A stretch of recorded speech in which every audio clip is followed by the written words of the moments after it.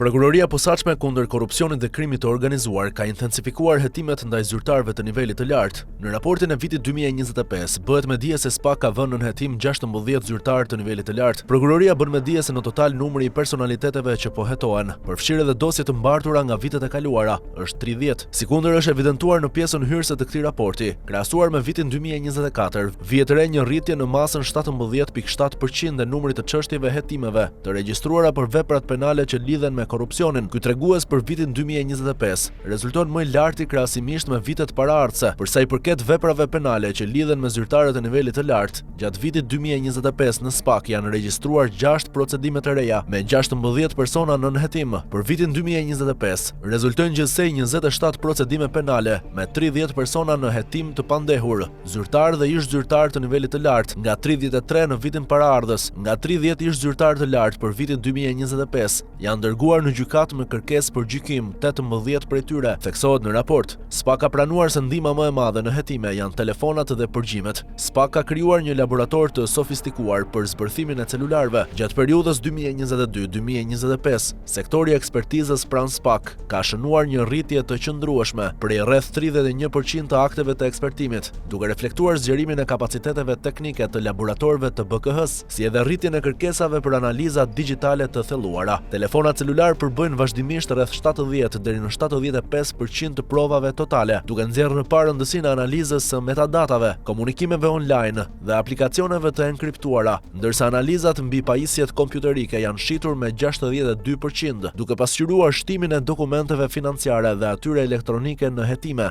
thekson raporti. Mëtej bëhet me dije se Byroja Kombëtare e Hetimit ka arritur të ketë akses në 22 databaza shtetërore, si edhe në disa databaza të huaja. Në aspektin struktural, BKH ka ngritur seksionin e përgjimit parandalues, ndërsa 2 njësi të tjera të vlerësimit të riskut dhe bashkëpunimit ndërkombëtar janë në proces vlerësimi me SPAK-un. Hetuesit e BKH kanë arritur akses në 22 databaza kombëtare dhe 3 të huaja, në negociata për të shtuar 14 institucione të tjera dhe një agjenci të huaj, Impact. BKH ka vazhduar gjithashtu pjesëmarrje në platformën Impact dhe ka siguruar trajnime të vazhdueshme për hetuesit e saj, thekson SPAK. Sipas SPAK, këto zhvillime lidhen edhe me përmbushjen e rekomandimeve të Bashkimit Evropian dhe synojnë forcimin e hetimit ndaj korrupsionit të niveleve të larta, si edhe rritjen e efektivitetit në luftën kundër krimit të organizuar.